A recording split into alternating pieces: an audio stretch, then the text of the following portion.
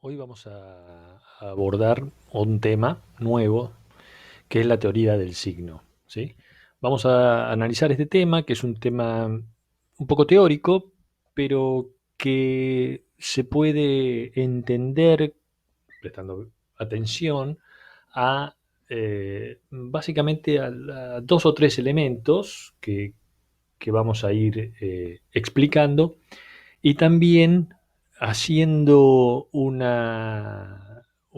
traslado de la teoría al ejemplo, ¿sí? A la cosa práctica, a la realidad. De ese modo vamos a establecer rápidamente la comprensión clara de qué es esto de la teoría del signo. Vamos a basarnos en dos autores. Hay dos autores, digamos, esenciales cuando se habla del tema signo. Esos dos autores son dos viejos autores, son gente que actuó teóricamente en el siglo XIX, esencialmente, y, y que fue reactualizado, fueron ambos reactualizados en nuestro presente. Uno es un francés, que es el más clásico de la teoría del signo, que es el señor Ferdinand de Saussure, ¿sí? Este es un francés que habla, vamos a ver aquí, de un signo dividido en dos componentes, significado y significante. Y después tenemos a un norteamericano llamado Charles Peirce. Aquí, Charles Peirce analiza el signo, pero desde otra perspectiva, de una perspectiva de tres elementos, que es el objeto, el representamen y el interpretante, ¿sí? Ya lo vamos a ver con detenimiento. Tanto Saussure como Peirce son dos contemporáneos, vivieron en la misma época. Bien, empecemos por el principio. ¿Qué es un signo? ¿Sí? Tratemos de definir esencialmente. ¿Sí? Todas nuestras percepciones constituyen un signo. Ahí tenemos un dato que nos avanza sobre la idea. El signo se percibe. ¿Mm?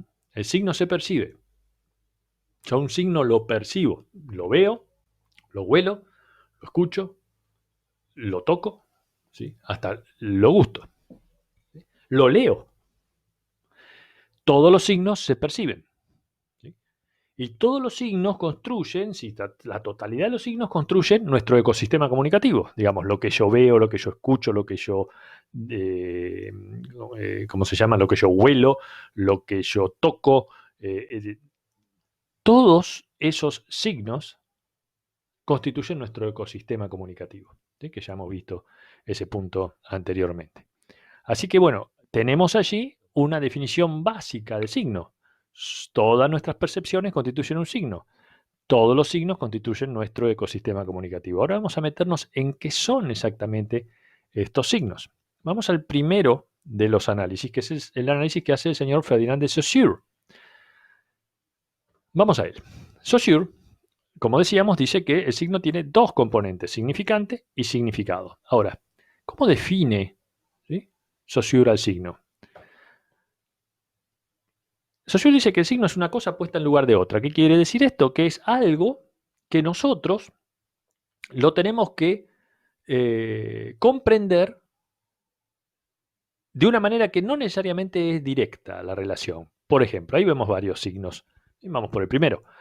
Una baliza. Una baliza es un triángulo rojo. Ahora, nosotros no, cuando vemos una baliza no vemos un triángulo rojo, sino que vemos una baliza que nos está diciendo, cuidado que debe haber un accidente o algún tipo de percance más adelante.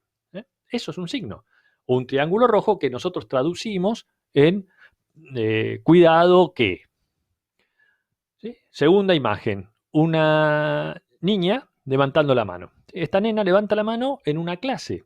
Si levantase la mano en el medio de la calle, seguramente no sería interpretado de la misma manera, pero levantar la mano, un signo, yo veo una mano levantada, significa quiero hablar, quiero decir algo, etcétera, y la maestra seguramente se percatará de ese signo y procederá en consecuencia. Tercero, ¿sí?, las luces azules y rojas arriba de un auto. Si nosotros vemos arriba de un auto unas luces azules y rojas, indudablemente se trata de un automóvil de la policía. Aunque sea blanco el auto, lo identificaríamos rápidamente. Y mucho más si esas luces se prenden, quiere decir alerta, peligro, etcétera, etcétera. signos.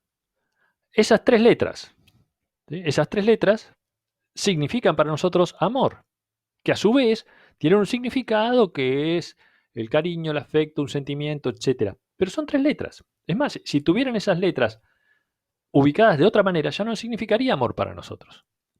Por lo tanto, nosotros no vemos ahí cuatro letras ubicadas una detrás de la otra, una A, una M, una O y una R. Nosotros vemos un significado que es lo que quiere decir esa palabra.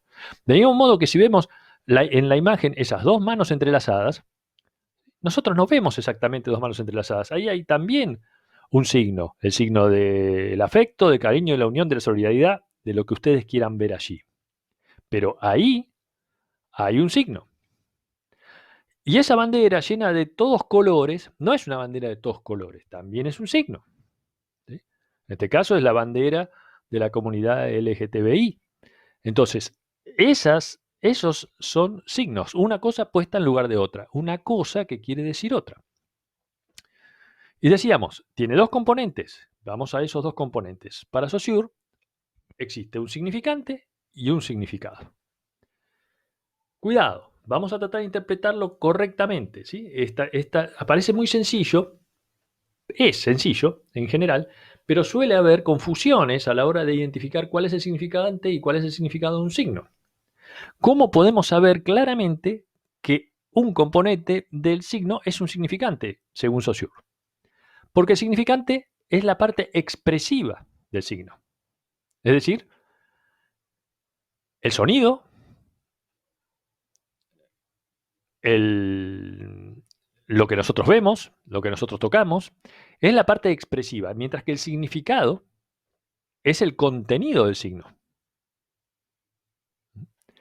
Si yo quiero identificar el significante, es bastante sencillo identificarlo, porque el significante es lo que yo percibo. Es la parte del signo que es perceptible.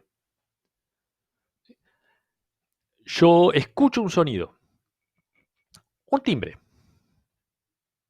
Si yo estoy dentro de mi casa y escucho el timbre, yo percibí un significante, un timbre. Ahora, ese timbre, ¿qué hace? Hace que yo, en mi cabeza, elabore un concepto. Alguien está tocando la puerta. El significado.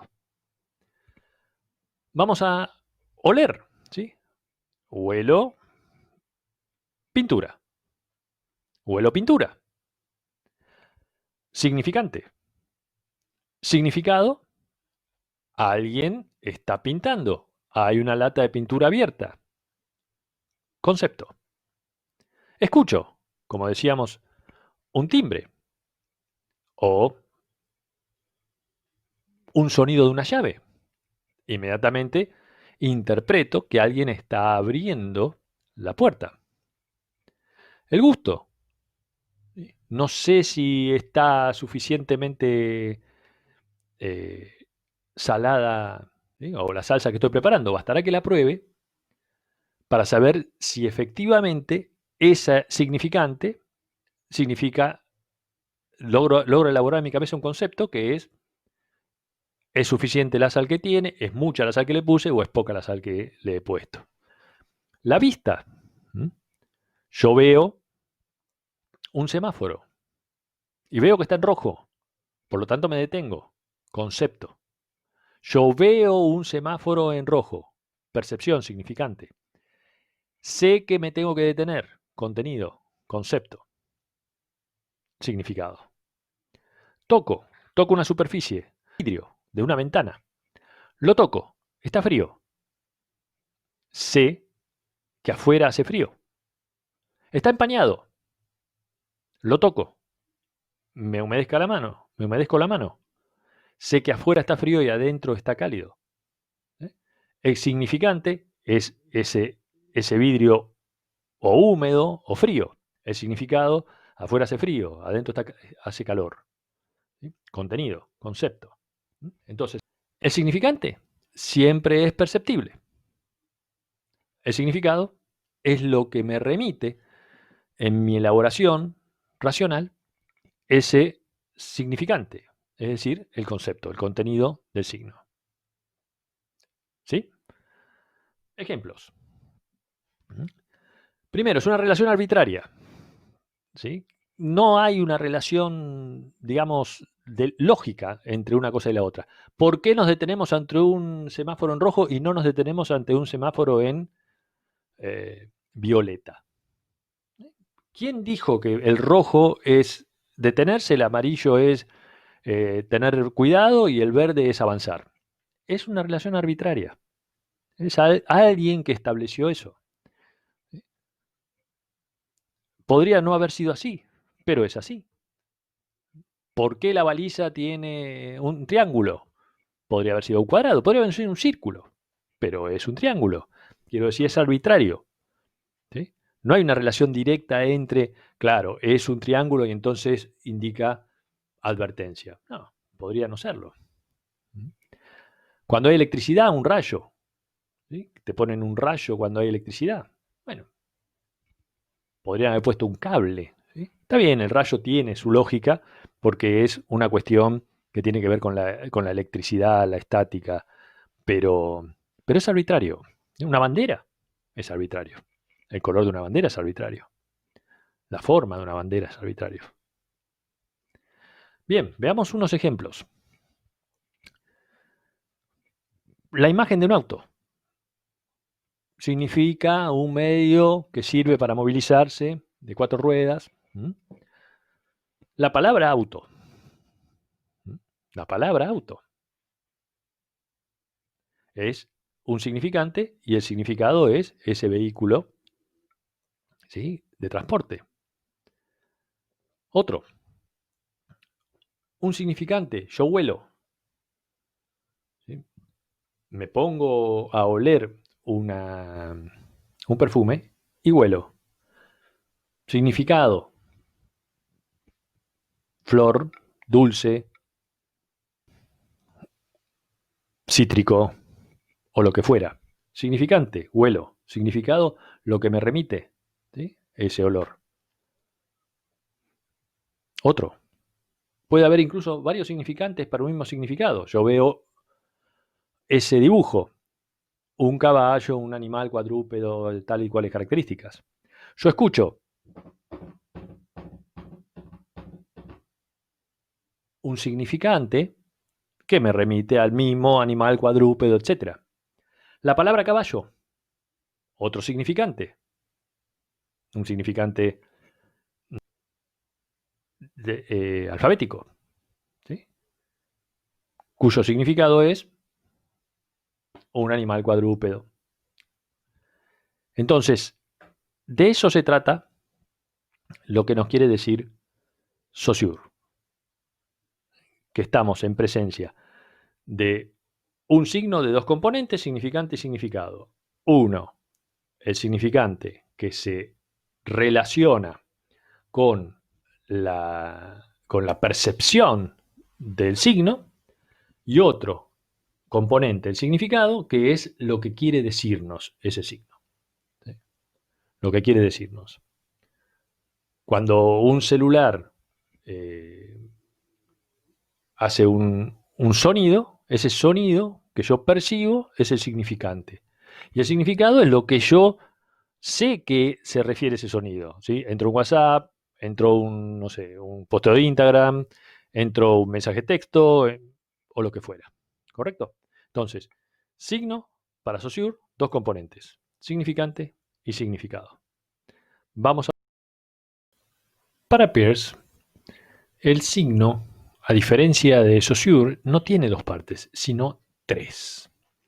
¿Cuál es la cuestión? Esencialmente es esta que mencionamos acá arriba, que para Peirce el signo incluye la dimensión humana. Digamos, lo que hace Peirce es incluir en el análisis del signo a el hombre y la mujer, a las personas.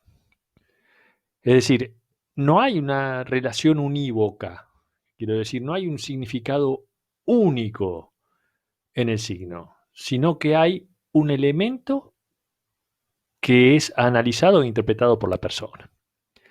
Por eso, Peirce dice que el signo es una representación mental. ¿Dónde está? Acá, en la cabeza de cada uno de nosotros. Y que a través de esa representación mental entendemos y conocemos la realidad. Es decir, para Peirce, cada uno de nosotros interpreta el signo y que el signo interpretado, esa representación mental, es lo que nosotros llamamos la realidad. Los tres componentes del signo para Peirce son el objeto, el representamen y el interpretante. Así se llaman: objeto, representamen e interpretante. Vamos por el primero. Es muy importante que comprendamos qué es el objeto. El objeto es ideal. ¿Qué significa esto? Es una idea. Es la porción de realidad que se accede, a la que se accede por medio del signo. Pero esa porción de realidad es ideal, es una idea. Yo no accedo a la realidad pan. Yo accedo a una representación de lo que es el pan, ya sea un pan lactal, una rodaja de pan, un pan que estoy horneando, una foto de un pan o la palabra pan, o el gusto del pan. Yo accedo a ese representamen de la realidad. No accedo al objeto ideal pan.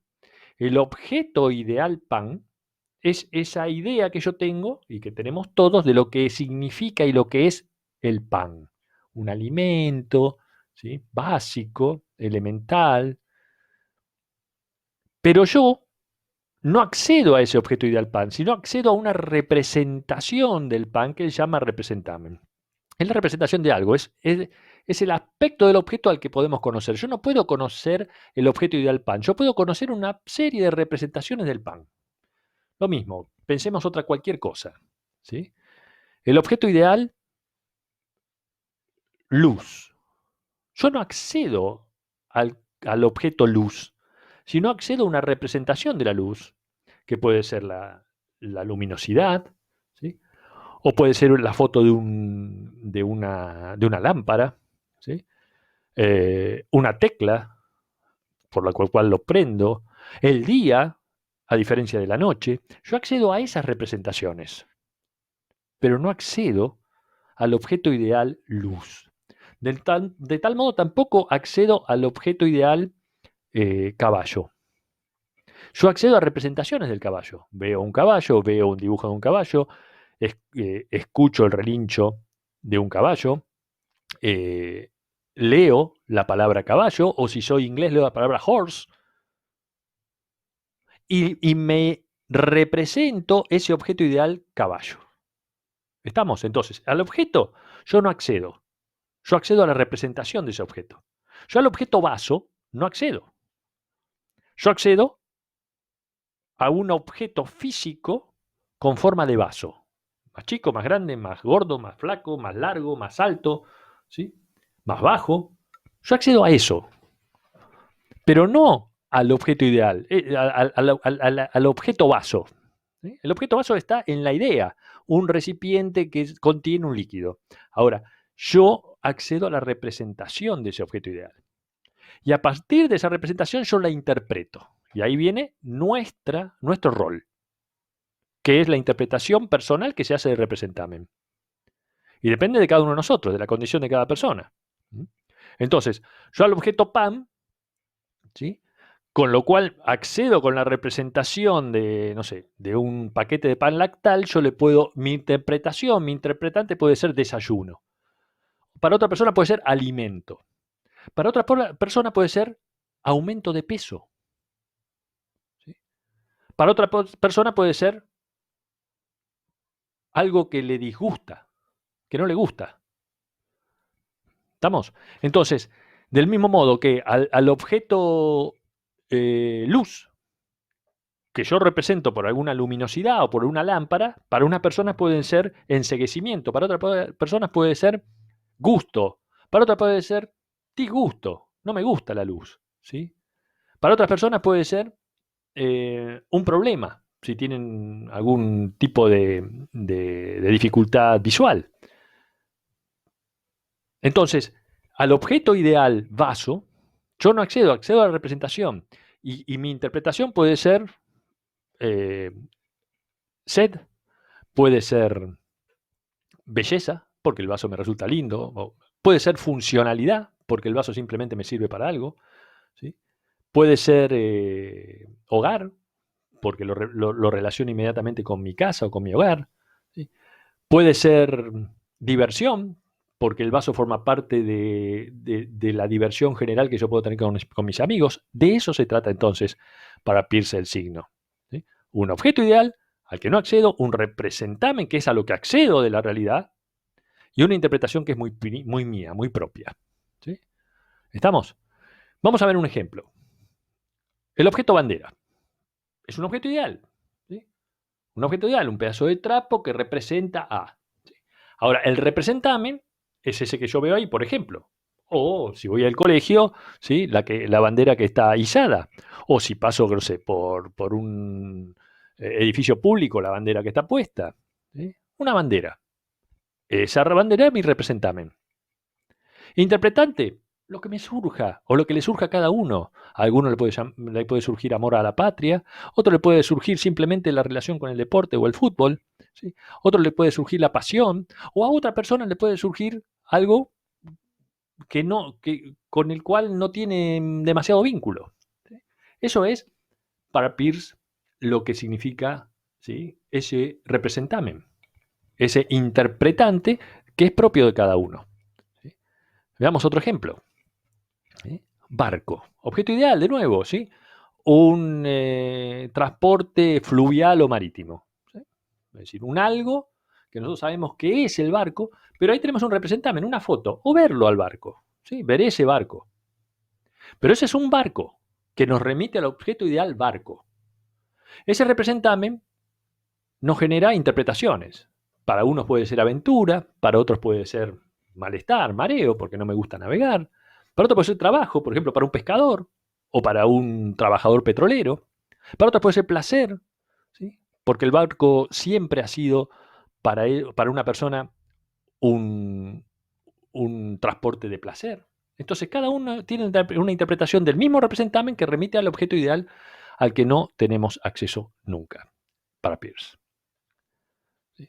Y así pensamos, dice Peirce, así pensamos, de la misma manera pensamos, hacemos un encadenamiento permanente de estas interpretaciones.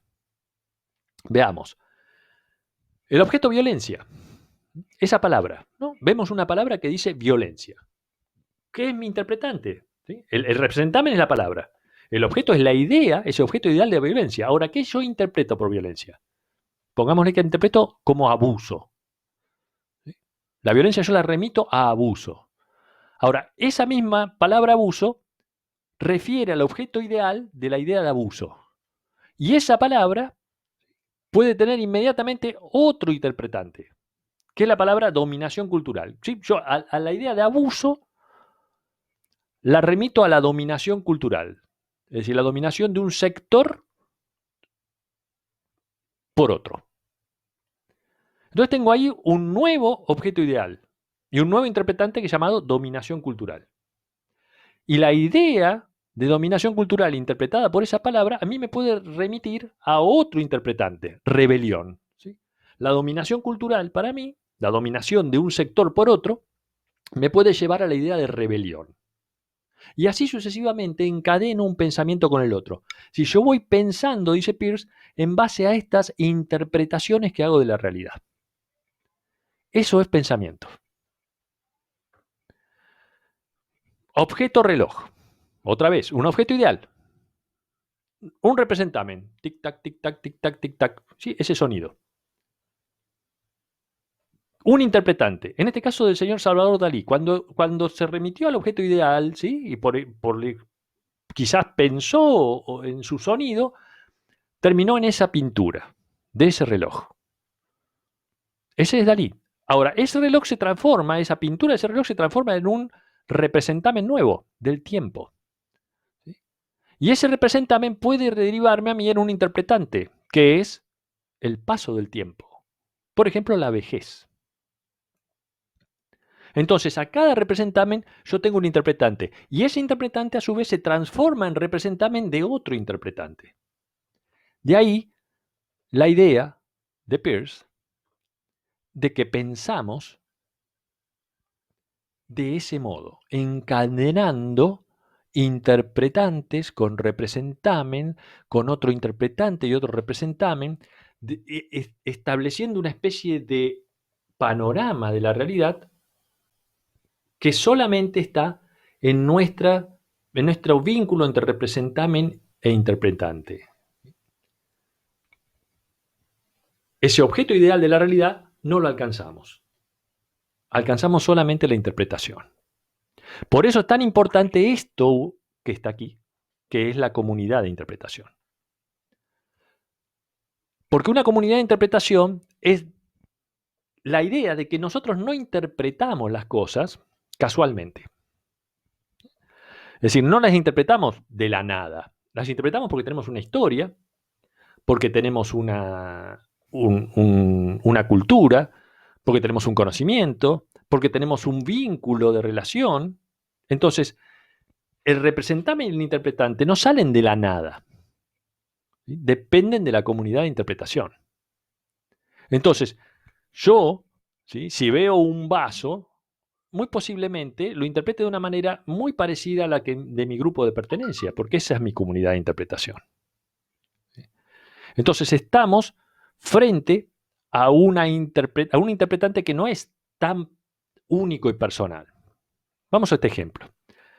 Objeto, pelota ovalada. ¿Sí? Ese es el objeto ideal, pelota ovalada.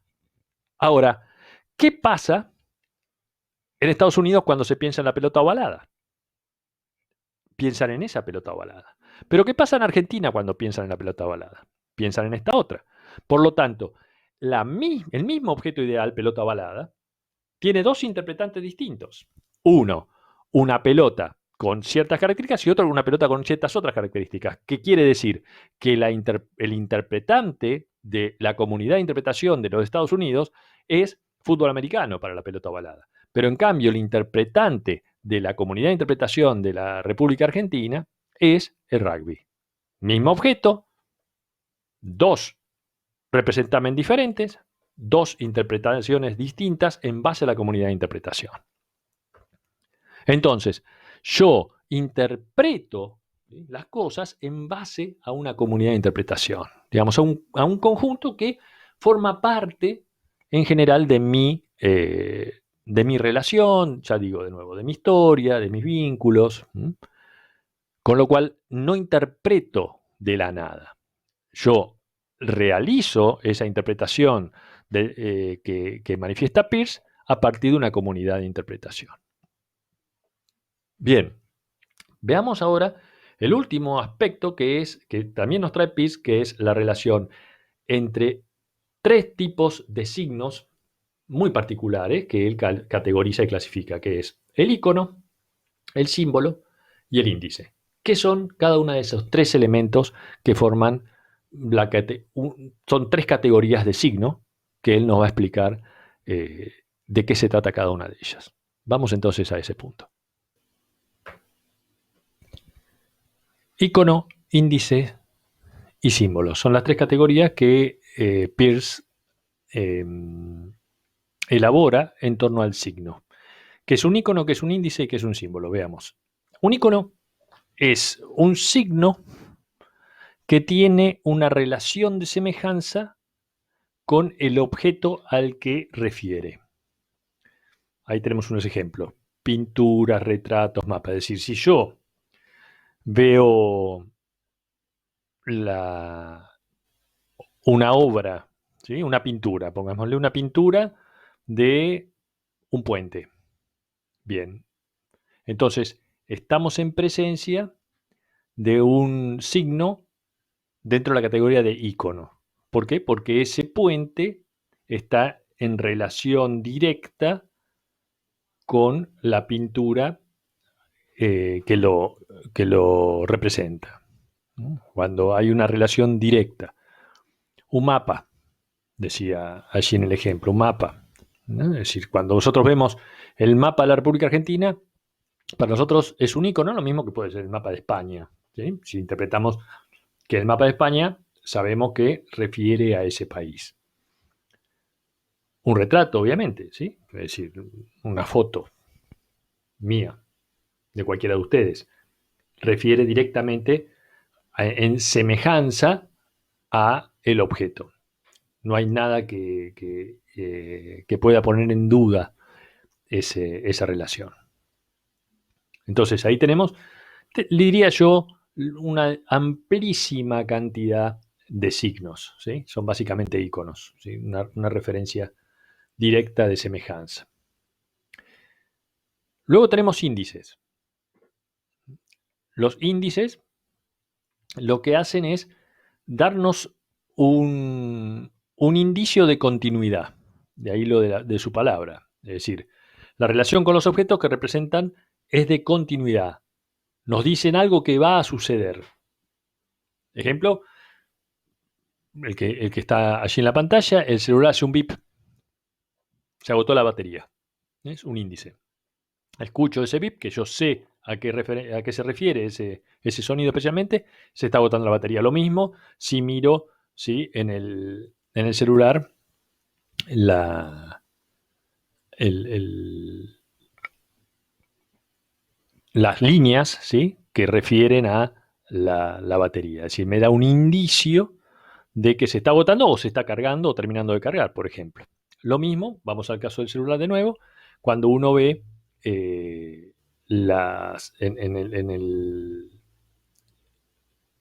el signo de Wi-Fi, ve si hay una, dos, tres, cuatro o cinco líneas eh, sombreadas.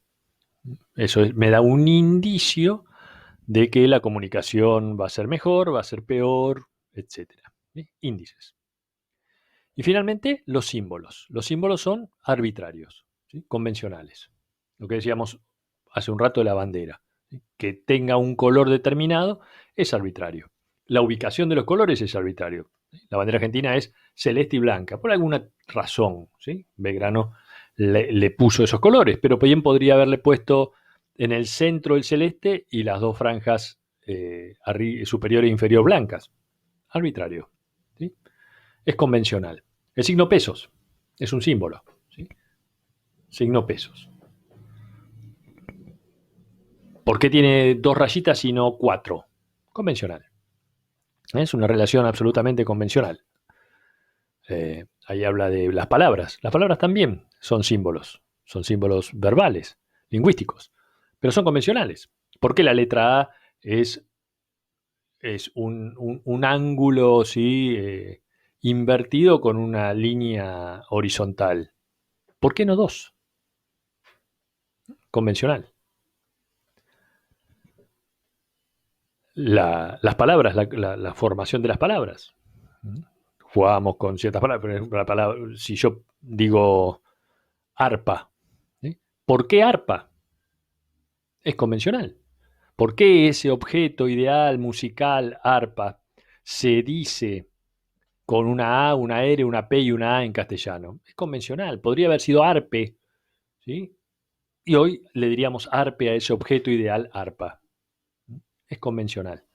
¿Sí? Las señales de tránsito, lo mismo. ¿Sí? Son ciertamente convencionales. ¿Por qué cuando hay una prohibición hay un círculo en rojo y una línea diagonal en rojo? Porque es convencional. Podría ser en verde. Podría ser. Podrían ser dos líneas como una X, también, pero hay una sola. Es convencional. Entonces tenemos iconos que son un reflejo, ya, digamos, directo de relación de semejanza entre una cosa y la otra. Eh, por eso se suelen llamar iconos, correctamente, a los iconos de la computadora o del celular. Porque en general, no en todos los casos, en general refieren a algo que a uno le da una clara relación con el objeto, ¿no? Fíjense que cuando vemos un icono de un texto, ¿sí? de un procesador de textos, normalmente es una página con renglones.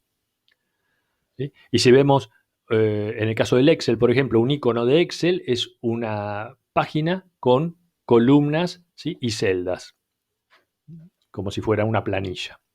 Y así, ¿no? Es decir, cuando vemos solemos ver un icono de un programa de procesamiento de video, ¿sí? Se suele haber, por ejemplo, una cámara o cosa por el estilo. Un icono de relación directa que nos relacione, valga la redundancia, con el objeto. Vamos a algún ejemplo. Un icono, ¿sí? Las luz, el sol, esto es meteorológico, obviamente. El sol y, y las nubes. Claramente es un icono, ¿sí? Porque esas nubecitas, esa forma de sol y esa forma de nubes es una relación de semejanza con lo que nosotros sabemos que es el sol y la nube. Un símbolo que es convencional. Ese es el símbolo de el frío, porque es la interpretación, la representación microscópica de un cristal, ¿sí? De nieve. Eso es un símbolo. Podría el frío ser interpretado o haber sido interpretado con otra cosa. Entonces, qué sé yo, con algo que tuviera que con viento, pero en una heladera o en un acondicionador de aire aparece eso, un símbolo, que significa frío. Y el índice, ¿sí? El índice, ese rayo. Cuando nosotros vemos un rayo, ¿sí? Es claramente un indicio de que viene una tormenta. Es decir, es un índice que nos indica la llegada de una tormenta. Un rayo o un trueno, ¿sí? Son índices. Escuchamos un trueno, es un signo índice de que algo de ese estilo sucederá. Así que estamos entonces finalizando esta clase de teoría del signo.